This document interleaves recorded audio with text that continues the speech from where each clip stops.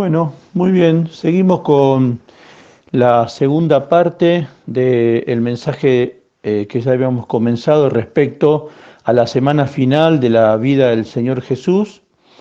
Ustedes recuerdan las partes que ya estuvimos charlando, que era el complot para matar, para detener al Señor.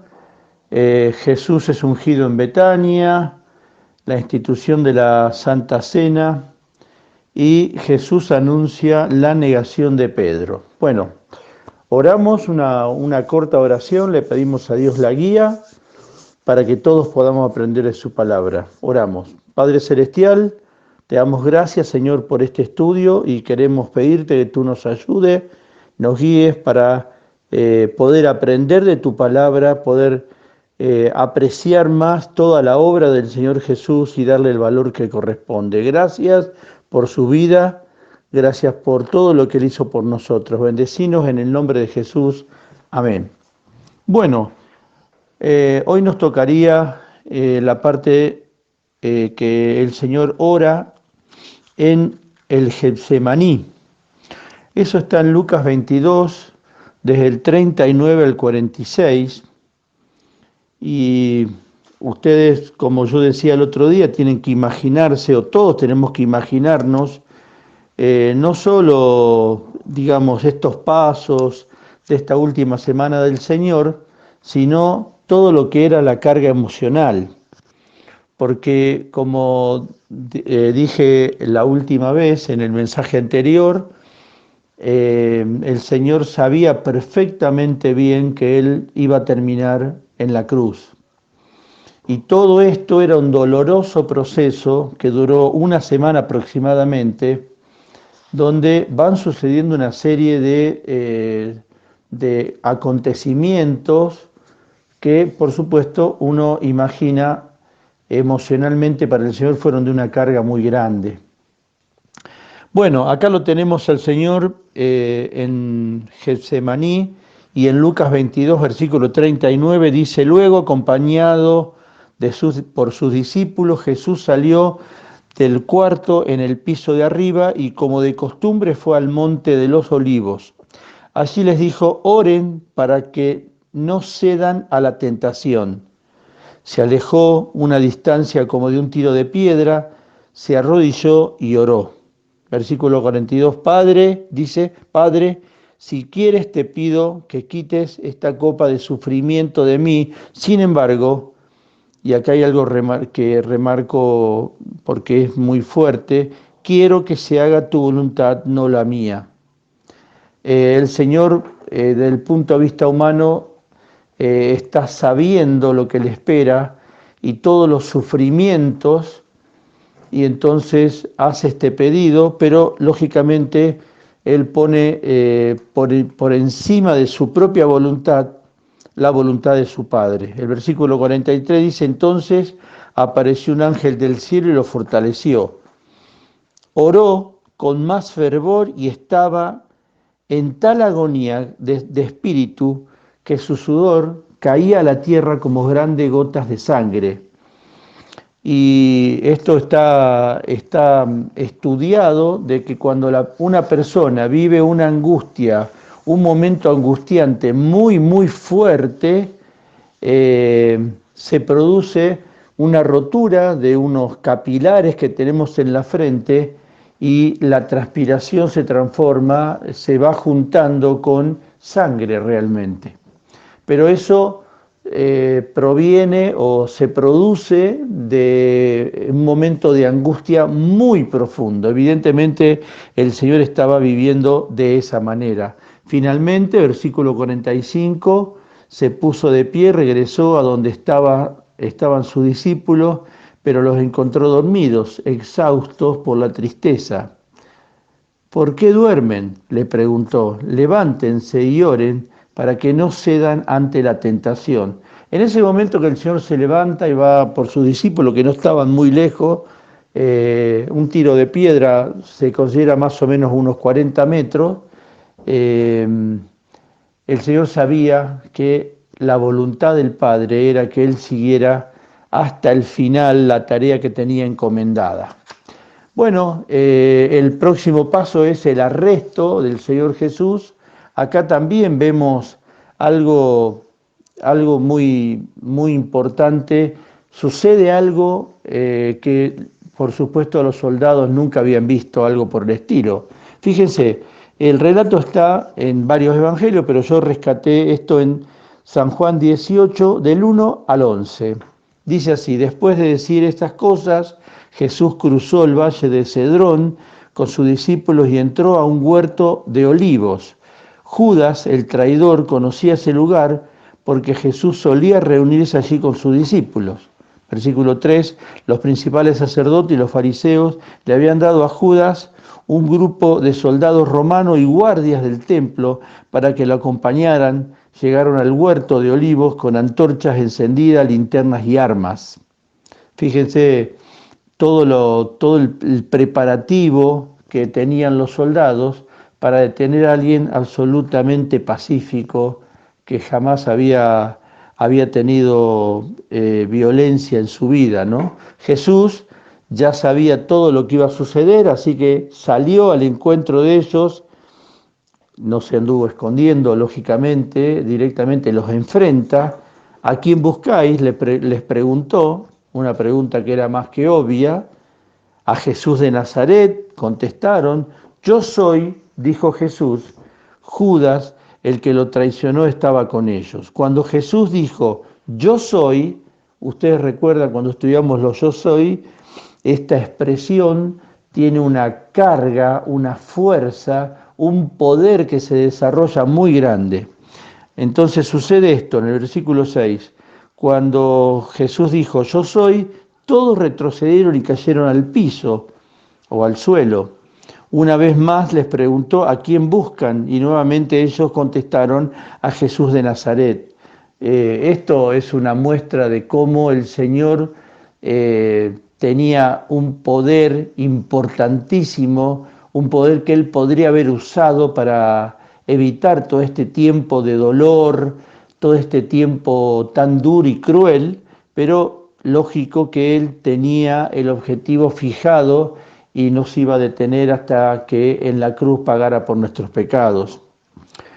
Ya les dije que yo soy, dijo Jesús, ya que soy la persona a quien buscan, dejen que los demás se vayan, porque estaba con el grupo de discípulos. Lo hizo para que se cumpliese sus propias palabras, no perdí ni uno solo de los que me diste, porque él no quería que hubiera ningún tipo de situación contra los discípulos, porque la cosa era con él. Entonces Simón Pedro sacó una espada y le cortó la oreja derecha a Malco, un esclavo del sumo sacerdote. Me preguntaba cuando veía esto, y siempre me lo he preguntado, ¿por qué razón Pedro fue con una espada? No era común que se hiciera esto. Pero bueno, acá vemos cómo los métodos humanos no siempre son los que corresponden. Y acá Pedro habrá pensado, bueno, si lo vienen a buscar el Señor y quieren llevárselo, voy a defenderlo de esta manera. Pero Jesús le dijo a Pedro, mete tu espada en la vaina, ¿acaso no voy a beber de la copa del sufrimiento que me ha dado el Padre? Esto es, digamos, tener una conciencia plena de que lo que le esperaba, lo que ya se estaba desarrollando, era esta famosa copa de sufrimiento, era el trago amargo que el Señor tenía que vivir por nosotros. Ustedes recuerdan después, el Señor le hace, fíjense, ¿no? Uno piensa en ese momento tan estresante, tan fuerte, en medio había una traición. Lógicamente uno podía pensar, bueno, él se entrega y listo, pero no, piensa en ese Malco que agarra la oreja y se la vuelve a poner en su lugar y lo sana. Hasta en ese momento el Señor demuestra un amor que realmente sorprende. Yo creo que ninguno de nosotros hubiera pensado justamente en reponerle la oreja a la persona que lo venía que venía acompañando a todos los que iban a detenerlo. Muy bien, seguimos adelante. Jesús llega ante el sumo sacerdote. Esto lo podemos leer en Marcos 14, versículos 53 hasta el 65. Acá vamos a ver un par de detalles que son interesantes. Muy bien, versículo 53 dice: llevaron a Jesús a la casa del sumo sacerdote, donde se habían reunido los principales sacerdotes, los ancianos y los maestros de la ley religiosa. Mientras tanto, Pedro lo siguió de lejos y entró directamente al patio del sumo sacerdote. Allí se sentó con los guardias para calentarse junto a una fogata. Adentro, los principales sacerdotes y todo el concilio supremo intentaban encontrar prueba contra Jesús para poder ejecutarlo, pero no pudieron encontrar ninguna. Versículo 56, había muchos falsos testigos que hablaban en contra de él, pero todos se contradecían. Finalmente, unos hombres se pusieron de pie y dijeron el siguiente falso testimonio: nosotros lo oímos decir, yo destruiré este templo hecho con manos humanas y en 3 días construiré otro, no hecho con manos humanas. Pero aún así sus relatos no coincidían. Entonces el sumo sacerdote se puso de pie ante todos y le preguntó a Jesús: bien, ¿no has de responder a estos cargos? ¿Qué tienen que decir a tu favor? Pero Jesús se mantuvo callado y no contestó. Entonces el sumo sacerdote le preguntó: ¿eres tú el Mesías, el Hijo del Bendito? Y acá sí el Señor responde. Jesús dijo: yo soy, y ustedes verán al Hijo del Hombre sentado en el lugar de poder a la derecha de Dios y viniendo en las nubes del cielo. Versículo 63, entonces el sumo sacerdote se rasgó las vestiduras en señal de horror y dijo: ¿para qué necesitamos más testigos? Todos han oído la blasfemia que dijo. ¿Cuál es el veredicto? Culpable, gritaron todos. Merece morir. Entonces algunos comenzaron a escupirle y le vendaron los ojos y le daban puñetazos. Profetízanos, se burlaban, y los guardias lo abofeteaban mientras se lo llevaban. Ahí empieza la violencia contra él. El hombre empieza a aprovecharse de este nuestro Señor, que en modo pacífico va aceptando todo este proceso que, como todos podemos ver, fue muy estresante, muy feo. Fue, como él mismo lo denominó, una copa amarga. Tenía que gustar esa copa amarga y no fue de un momento a otro, fue todo un proceso que vamos a seguir viendo. En Lucas 22, del 54 al 62, encontramos la negación de Pedro. Uno a veces piensa, ¿cómo puede ser que Pedro llegó a tal punto? En realidad, hermanos, miren, si nosotros hubiéramos estado ahí en ese momento con el Imperio Romano desplegando todo su poder, y bueno, es probable que también hubiéramos hecho lo mismo, ¿no? Por eso no es que estemos de acuerdo con lo que hizo Pedro, pero de alguna manera uno trata de comprenderlo, aunque no deja de ser una terrible contradicción. En Lucas 22, del 54 al 62, dice: entonces lo arrestaron y lo llevaron a la casa del sumo sacerdote, y Pedro lo siguió de lejos. Qué interesante esto, no estaba bien al lado, estaba de lejos, no quería involucrarse demasiado, pero queda involucrado de todas formas. Los guardias encendieron una fogata en medio del patio y se sentaron alrededor, y Pedro se sumó al grupo. Una sirvienta lo vio a la luz de la fogata y comenzó a mirarlo fijamente. Por fin dijo: este hombre era uno de los seguidores de Jesús. Pero Pedro lo negó: mujer, ni siquiera lo conozco. ¿Ustedes se imaginan estar al lado de Pedro en ese momento y él diciendo esto? Uno le diría: pero Pedro, ¿qué te pasa? ¿Cómo que no lo conoces? Era una cosa increíble. Después de un rato, versículo 58, alguien más lo vio y dijo, seguramente tú eres uno de ellos. Él contestó, no hombre, no lo soy. Alrededor de una hora más tarde, otra persona insistió, seguro este es uno de ellos porque también es Galileo. Pedro le dijo, hombre, no sé de qué hablas. Inmediatamente, mientras aún hablaba, y fíjense el detalle, ¿no? Mientras aún hablaba, como para que no se confunda, no fue 10 minutos después que el gallo iba a cantar, inmediatamente mientras estaba hablando, el gallo cantó.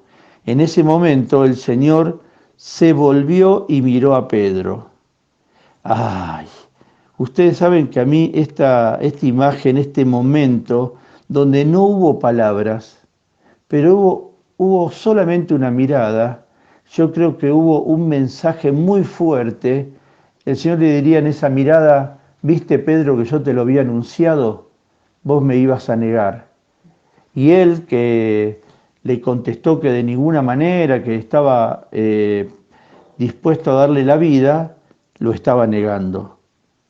Yo no sé con qué gesto lo habrá mirado el Señor, pero esa mirada fue más que suficiente para que Pedro eh, eh, tuviera una reacción que ahora vamos a leer, una reacción por supuesto de profunda tristeza. En ese momento, dice el versículo 61, el Señor se volvió y lo miró a Pedro. De repente las palabras del Señor pasaron rápidamente por la mente de Pedro. Claro, se acordó. No sabemos qué le había pasado antes, pero en ese momento las recuerda. Mañana por la mañana, antes de que cante el gallo, me negarás 3 veces que me conoces. Increíble. Y Pedro salió del patio llorando amargamente. Se llenó de una profunda tristeza porque él, que había dicho tantas cosas y que había dicho que estaba preparado para hacer muchas cosas para el Señor, en ese momento estaba diciendo algo increíble que no lo conocía. Bien, el Señor lo vemos ahora ante Pilato y Herodes. En Lucas 23, del 1 al 12, tenemos el relato este. Entonces todo el concilio llevó a Jesús ante Pilato, el gobernador romano. Comenzaron a presentar su caso. Este hombre ha estado llevando al pueblo por mal camino al decirles que no paguen los impuestos al gobierno romano y al afirmar que él es el Mesías, un rey. Estas son acusaciones que, por supuesto, eran todas falsas, aunque afirmar que era el Mesías sí lo había dicho algunas veces. Entonces Pilato le preguntó, ¿eres tú el rey de los judíos? Jesús le contestó, tú lo has dicho. Él no niega que era el rey de los judíos. Tú lo has dicho. Pilato se dirigió a los principales sacerdotes y a la multitud y les dijo, no encuentro ningún delito en este hombre. Claro, pues eran simplemente palabras, pero insistían con sus enseñanzas, causas disturbios, porque donde va en toda Judea, desde Galilea hasta Jerusalén. Ah, ¿es Galileo?, preguntó Pilato. Cuando le dijeron que sí, Pilato, se sacó el problema de encima. Pilato lo mandó a Herodes Antipas, porque Galilea estaba bajo la jurisdicción de Herodes. Ahí, como se dice, algunas veces se lavó las manos. Bien, lo mandó a Herodes y dio la casualidad de que se encontraba en Jerusalén en ese momento. Herodes se alegró mucho por la oportunidad de ver a Jesús. Parece mentira esto, ¿no? Porque había oído hablar de él y hacía tiempo que quería verlo realizar un milagro. Es como una novedad que había sucedido en la zona. Herodes se entera y dice, qué lindo sería verlo. Bueno, ahí lo iba a tener, pero no para hacer un milagro. Herodes le hizo una pregunta tras otra, pero Jesús se negó a contestar. Versículo 10, mientras tanto, los principales sacerdotes, los maestros de la ley religiosa, se quedaron allí gritando sus acusaciones. Entonces Herodes y sus soldados comenzaron a burlarse de Jesús y a ridiculizarlo. Es difícil decir esa palabra. Finalmente le pusieron un manto real y lo enviaron de regreso a Pilatos. Herodes y Pilatos, quienes habían sido enemigos anteriormente, ese día se hicieron amigos. Parece mentira, ¿eh? Parece mentira que en esto de condenarlo al Señor habían estado separados un tiempo, pero ¿cómo es la cosa, no? Esta situación los había hecho amigos nuevamente. Bueno, seguimos adelante. Ahora estamos en el momento en que Jesús es condenado a muerte y acá uno también piensa en la humanidad del Señor, porque qué persona de aquella época y en esa ciudad de donde él había caminado y había hecho tanta sanidad y tanta muestra de poder en beneficio de la gente, ¿cuánta gente estaría por allí? ¿Quién podría hablar mal de él si no fuera solamente los religiosos? Porque el Señor con su testimonio realmente los colocó mucho a todos. Seguimos adelante y en Marcos 15, el versículo 6 al 20, está todo el momento triste, muy triste, de cuando el Señor es condenado a muerte. Versículo 6 dice, ahora bien, era costumbre del gobernador poner en libertad a un preso cada año durante la celebración de la Pascua, el que la gente pidiera. Fíjense qué interesante, ¿eh? Eso sí que era una especulación, como para agradar a la multitud. Uno de los presos en ese tiempo era Barrabás, un revolucionario que había cometido un asesinato durante un levantamiento. Miren, ¿con quién lo van a poner?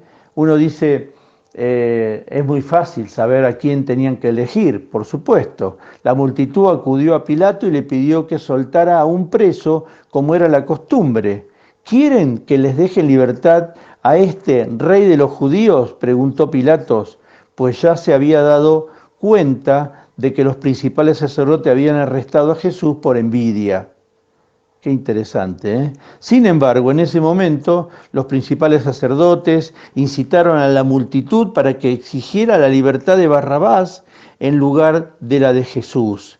Pilato les preguntó entonces, ¿qué hago con este hombre al que ustedes llaman rey de los judíos? Y acá hay algo que uno se imagina, si uno se pudiera poner al lado del Señor Jesús, conociendo toda su vida, conociendo toda su mansedumbre, todos los beneficios que le había dado al pueblo, uno podría pensar, bueno, el pueblo va a querer que lo liberen, pero claro, el pueblo que no va a ser la primera vez que se deja llevar por influencias, digamos, por decirlo, o por malas influencias, empieza a gritar una palabra. Crucifícalo, le contestaron a grito. ¿Por qué?, insistió Pilato. ¿Qué crimen ha cometido? Y la turba rugió aún más fuerte. ¿Ustedes se imaginan cuando esa palabra está entrando al oído del Señor? Él sabía que iba a morir en la cruz, pero uno podría parar, si uno pudiera parar en el tiempo ese momento, y uno hubiera dicho, a ver, levante la mano, ¿quién recibió un beneficio? ¿Quién comió de lo que el Señor había reproducido? ¿Quién recibió un beneficio del Señor? Y seguramente una buena parte de esa multitud levantaría la mano, pero se estaban dejando llevar por estas malas influencias y estaban gritando algo terrible. Ellos querían que lo crucificaran. Entonces, versículo 15, Pilatos, para calmar a la multitud, dejó a Barrabás en libertad. Este Barrabás, uno piensa, ¿qué otra cosa iba a hacer que delitos próximamente, no? Y bueno, pero lo dejó en libertad y mandó a azotar a Jesús con un látigo que tenía punta de plomo y después lo entregó a los soldados romanos para que lo crucificaran. Acá hay algo importante, ¿no? Esto de castigarlo con un látigo, azotarlo, era terrible porque según cuenta la historia, muchos de los que pasaron por este proceso antes de ser crucificado, porque el Señor no era el primero ni tampoco fue el último, muchos morían en la parte de los azotes, porque era de tanta crueldad. La persona que usaba esos, era el especialista en azotar a los reos, era alguien que cuando pegaba, pegaba muy duro, y según se cuenta, los golpes iban en la espalda, iban en la cara, todo el cuerpo se iba abriendo, la carne, y quedaban expuestos los huesos. Bueno, imagínense la imagen. Allí el Señor comienza a llenarse de sangre que empezaron a brotar de un montón de lugares donde estos látigos de punta de plomo habían abierto la carne, ¿no? Los soldados, versículo 16, llevaron a Jesús al patio del cuartel.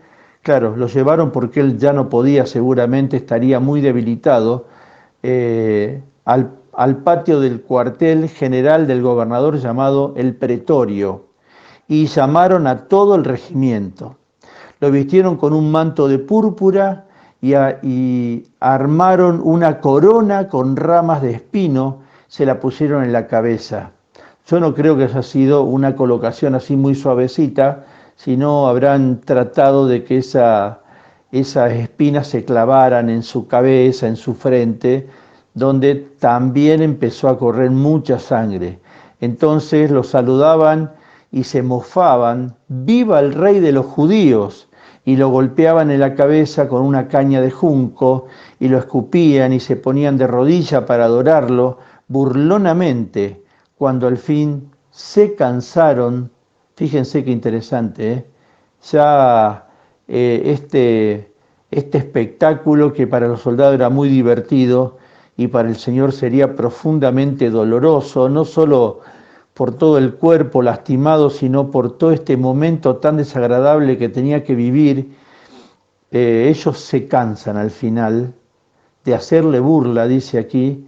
Le quitaron el manto púrpura y volvieron a ponerle su propia ropa. Luego lo llevaron para crucificarlo. Bueno, este relato, como ustedes podrán ver, es un relato terrible, muy duro. Aunque el relato es demasiado rápido, si uno ve la película como La Pasión de Cristo, allí tenemos una imagen mucho más cercana de todo lo que fue realmente el Señor, todo lo que le costó al Señor antes de llegar a la cruz. Fíjense que Él está ahora lastimado, avergonzado, bueno, muy debilitado, y todavía no llegó el momento de la cruz. Este es nuestro Señor, que estaba pagando un alto costo, un terrible y doloroso costo. Cuando uno piensa en su amor, él a veces había hablado del amor, no solo eran palabras. El amor de Él no fueron palabras, sino ese amor fue dolorosamente práctico, hermanos, porque allí algo que lo impulsaba hacia adelante no era su debilidad, porque el Señor no tenía debilidad. El Señor podría haberse evitado todos y cada uno de sus dolores y de vergüenzas, porque solo con pensar Él hubiera arrasado con todo, no hubiera quedado nadie, absolutamente nadie, allí cerca. Pero Él no dice nada, no evita todo este momento, va pagando este costo alto, va gustando esta copa muy amarga hasta llegar al momento de crucificarlo. Nosotros no sabemos qué va a pasar mañana.